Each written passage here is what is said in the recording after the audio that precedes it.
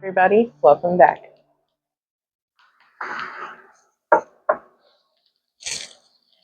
It's Lisa with Whispers from the Wreckage. So, funny story. This is take 2 of this episode. Yesterday, I filmed an hour-long episode, and my mic died. So, no audio. None at all. Don't worry. I think I'm going to upgrade all my equipment this week because... Anyways. So we're going to hop right into it. Since I already know what we're talking about, I do want to preference that the timeline here might be a little off as far as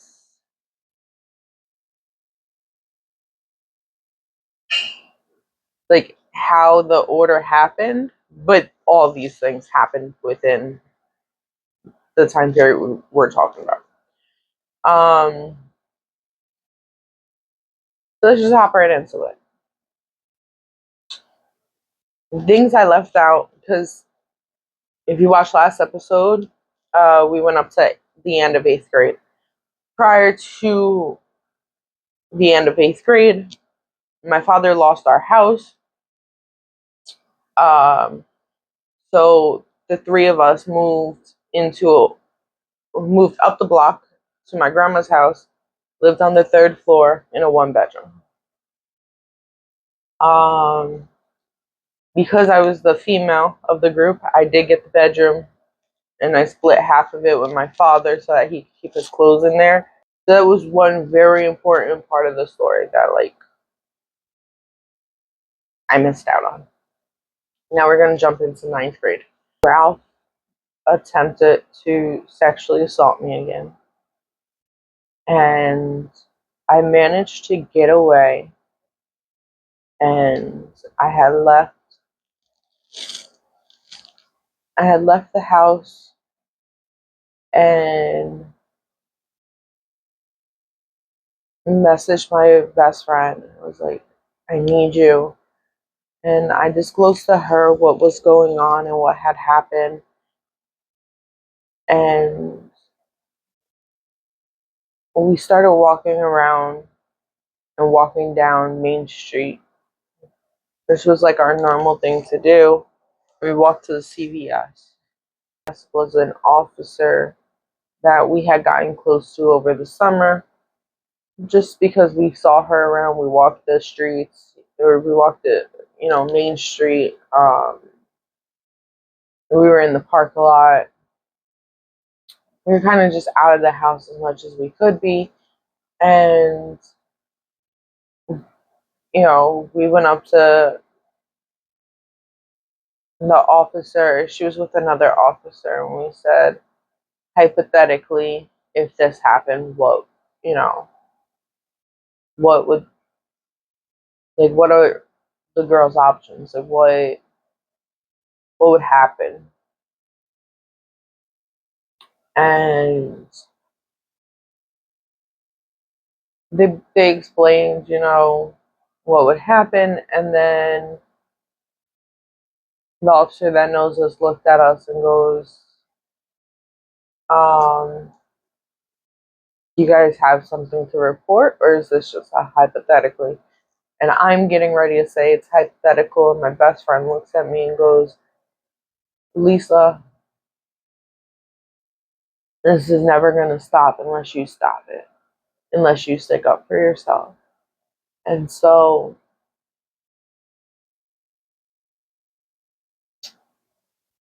I disclosed right then and there that it was happening to me. And they took me and my best friend down to the police station, took our stories,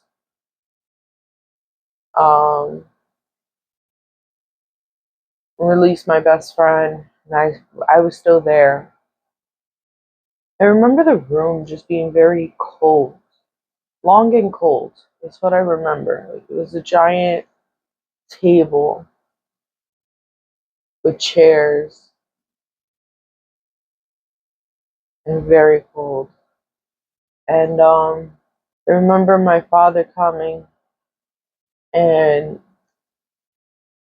him just being like very, very like, oh my God, like what happened? And I was like, you know what happened? It's been happening. It never stopped. And he was like, no, it had to have stopped. I was like, no, it never did. But you know that. And he was like, no, I swear, I thought it stopped, blah, blah, blah. And the police ended up calling DIFAS, and they wouldn't release us until DIFAS got there. But at some point, the cops must have called my father and said, we have your daughter. She's reporting a sexual assault, whatever. Because my father, with the help of some others, got Ralph away. They basically protected him. They put him with somebody who continued to protect him and keep him away so that he wouldn't get in trouble. I didn't know that until like he was just no longer in the area, and I had asked about it, and they were like, yeah, he's living with such and such now. I was like, it was kind of like a punch in the gut, because like I did this to stand up for myself and get the help and get the justice I deserve, and he's protected. Why do we keep protecting somebody who, rapes me for 8 years and beat me for multiple years and, mentally abused me for multiple years? And like, I could never understand. I had deficits in my life going from there, pretty much going forward. I can remember them like strongly in the picture for the next at least 2 to 3 years. I think until I was like 16 is when I could remember them just no longer being around.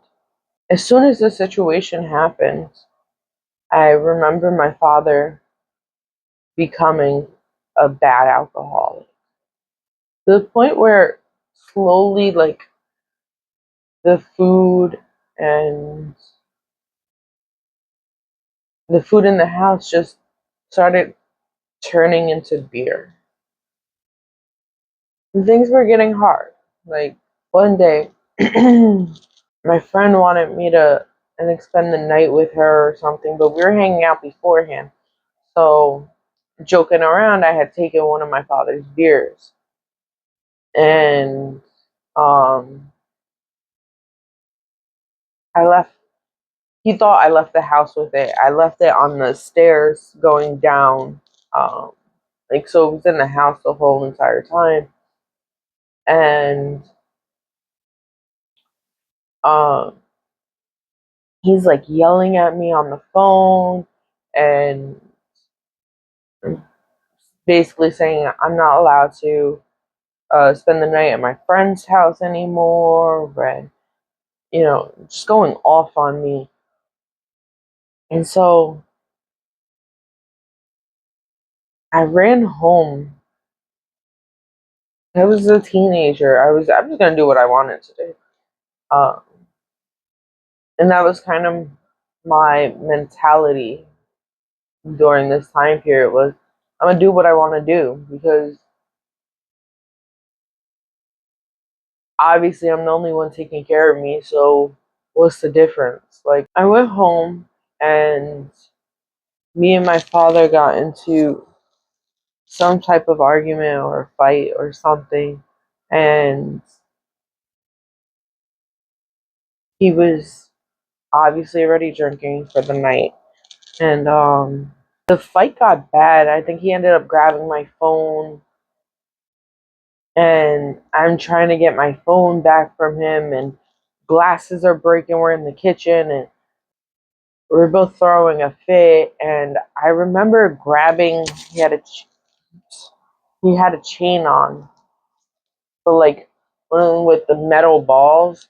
And I remember grabbing it from behind, trying to grab my phone, and um, he's screaming, trying to get the attention from like the second floor, which would be my aunt, my uncle, and my cousins. And he's yelling, and he picks up a pan that was on the stove. He starts banging it and screaming some more. And I was like, just give me my phone. Like, I'm not trying to hurt you. I'm not, like, you're yelling like I'm killing you. Like, all I want is my phone. And he turns around and he throws my phone. And I end up crawling on the ground in the glass, grabbing all the pieces of my phone, because this is back, 2009. Um, so I grabbed all the pieces of my phone and put it back together and leave the house. And at this point, my friend was already home. I text her. I was like, I need you now. Like, meet me at at my hiding spot. So she knew exactly where to go. And when I got there, I was crying, and I told her what happened. And then we realized, like, there was glass. I had left the house barefoot, and there was glass in my foot, and my foot was bleeding, and it wouldn't stop bleeding. And she's like, my aunt lives down the block. Let's go have her look at it. She's a nurse. I was like, no, she only lives a couple houses away from, my father's, and I can't go back over there. At this point, I was already being notified that um, my father had called the cops, and the police were looking for me. I was like, I can't. We attempted to try to get the blood to stop, and it wouldn't. She's like, we have to. So we slowly start making our way there, and my hiding spot was like 2 blocks away from the house.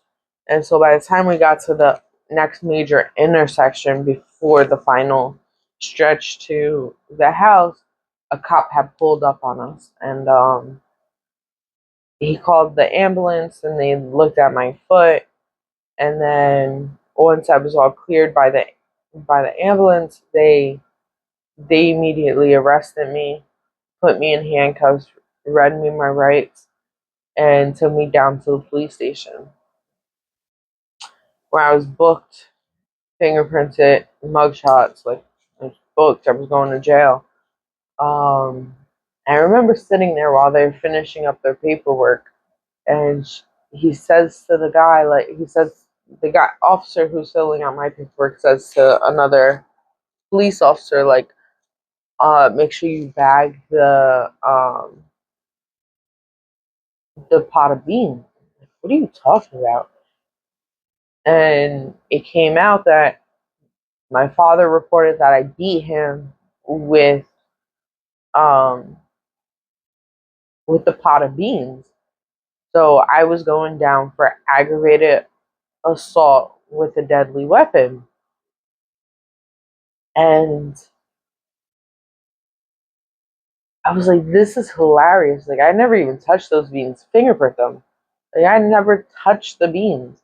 And I was like, in my head, I'm like, it's crazy how I got arrested and I was going to jail. And my abuser, who abused everybody, not just me, but everybody, is safe and sound and protected and hidden away.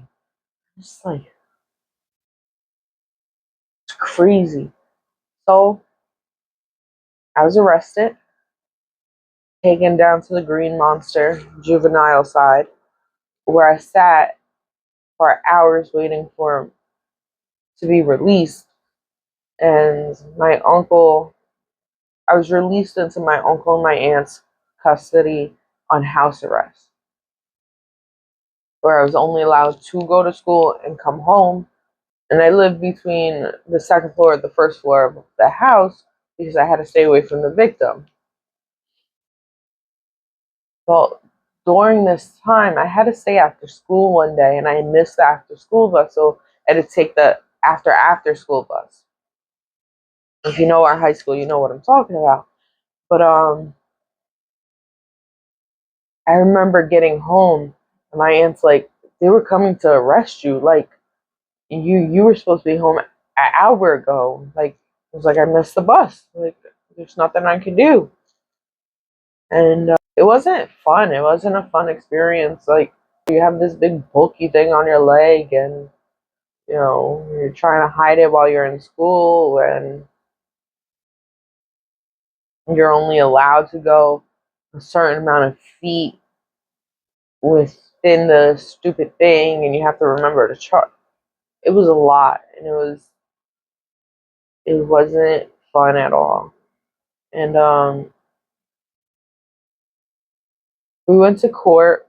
I remember we went to court and they rescheduled. Then we went back to court, and um, I remember them not knowing what they're talking about or what they're doing. And they're like, "Oh, the victim, this and that." And my dad's standing there as the victim. He's like, "I never wanted to press charges, you know." Um, and so, without a victim, I guess they didn't really have a case. And so they're like, "Well, she's got to complete anger management, and then it'll be expunged off her record." So they took me off house arrest during this time. I moved back upstairs with my father and started anger management, or started counseling. That was supposed to be also considered my anger management.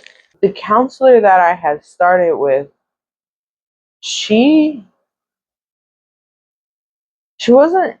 I felt like she wasn't just my counselor. Like, she was kind of like the counselor for all of us in all the situations and blah blah blah. And I'm like, okay. I remember one day, me and her had a plan to meet at the Dunkin' for our session, and before the session, I was with my best friend.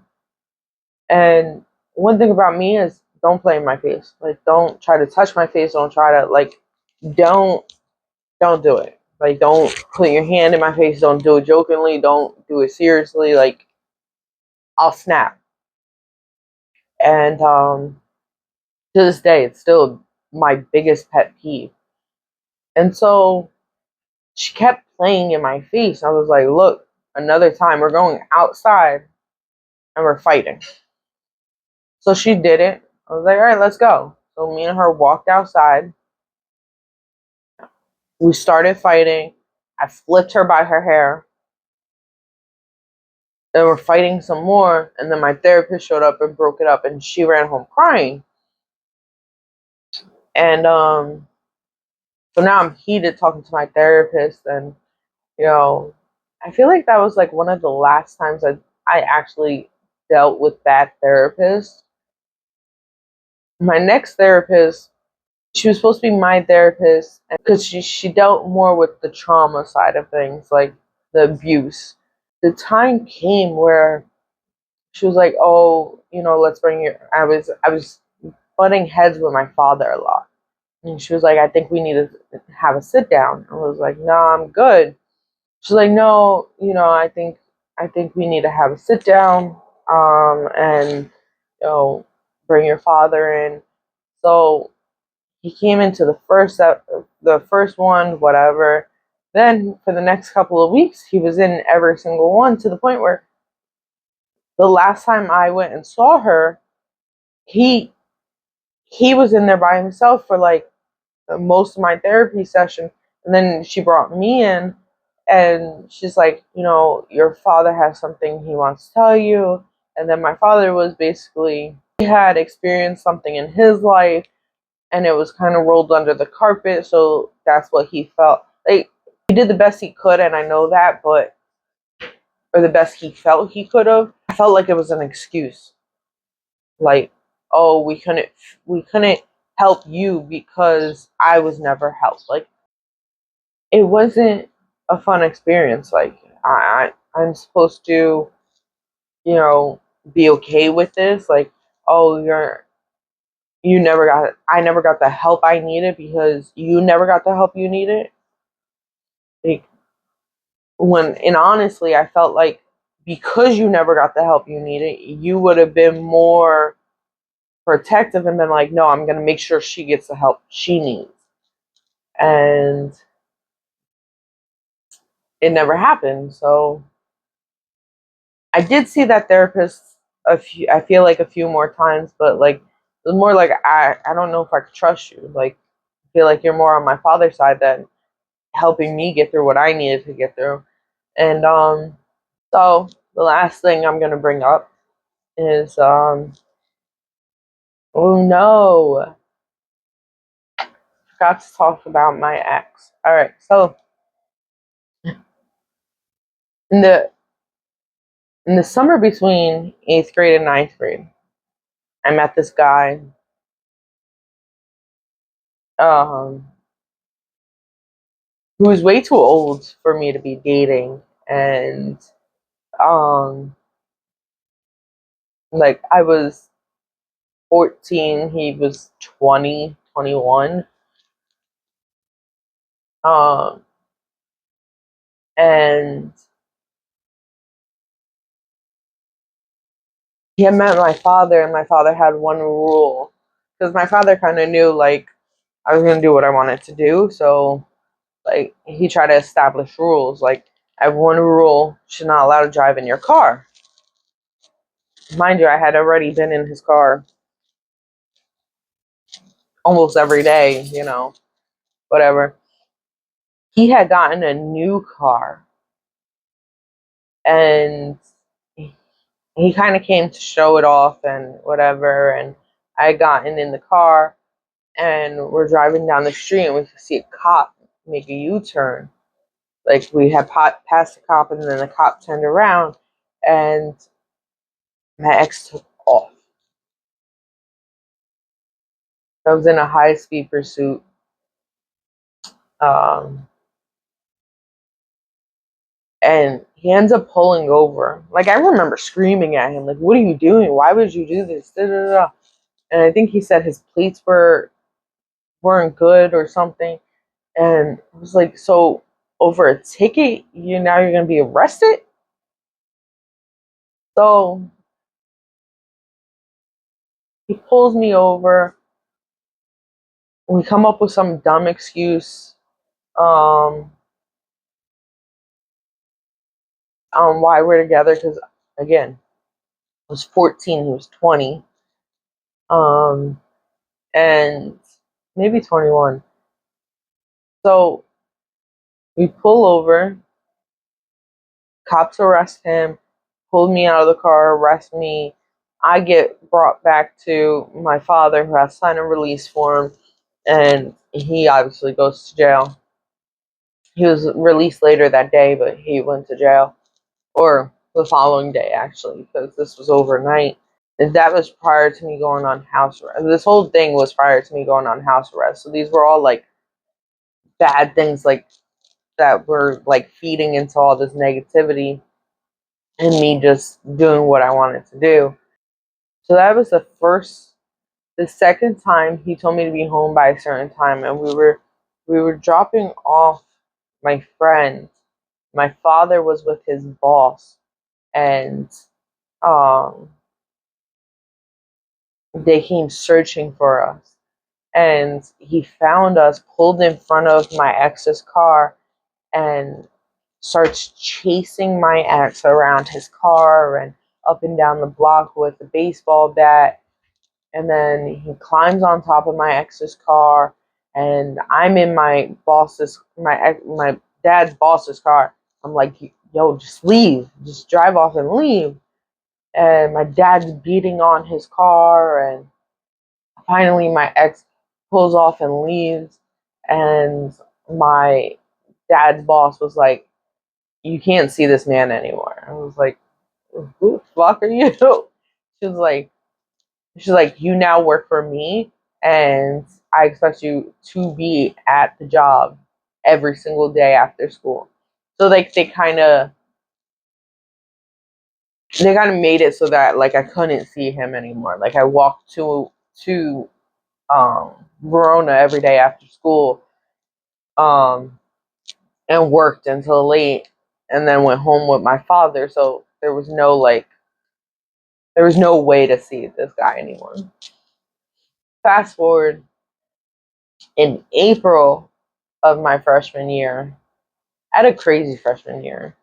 In April of my freshman year, I started dating this other guy, a senior in my school. Um, and if you remember at the beginning, I said the alcohol in my house slowly started fading into, or the food in my house slowly started fading into alcohol. Like by this time, it was pretty much all alcohol. And so my ex and his family kind of took me in with open arms and made sure I was fed and that I was okay, and I had a wonderful relationship with all of them, and my ex kind of became my like saving grace. That year I went to senior prom with my ex, um and my father wrote bad checks for my ticket, and I think my brother's ticket. And so I remember them pulling me out of class like, hey, this was never paid for, and this and that. And I'm looking like not surprised, but like surprised, like, it was experience to say the least. Um, there was a lot to digest and a lot to take in, so I am gonna leave it there. We only did go through 1 year, really 2 years, like 14 to 15. Um, but I'm gonna leave it there because, yeah. So because this is a second take, I did already pull my card in my last episode. It is the mind one. It says, what is your biggest fear? And yesterday I gave the most basic answer I could, and that's heights. I am petrified of heights. I used to make a joke about how I was much bigger than I am now. I used to make a joke saying, you know, my feet. I'm a big girl. My feet belong on the ground. Whatever. And it's weird because like some rides I could get on and they're heights, and then some rides I'm like, no, like roller coasters, absolutely not. Um, but like the frog one, okay, cool. I don't know why. And then there was this one roller coaster that I went on that I loved. But like the standard roller coaster where you're sitting there and there's like a strap, no, count me out. But like the one that kind of like holds you back, and you have the bar here, and I was scared at first, but it was fun, so I went on it multiple times. But it's weird. That's not the answer. That's one of the answers I'm gonna give you. But my biggest fear, my absolute biggest fear,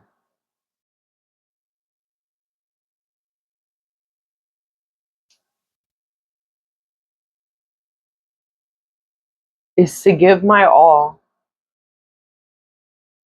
to somebody else losing myself again,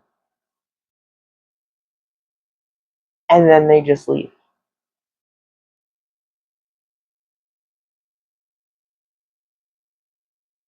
Or they do something that makes me have to leave. So at this point, my mic did die, but I was basically saying that my biggest fear is just wasting time, wasting any more time of my life.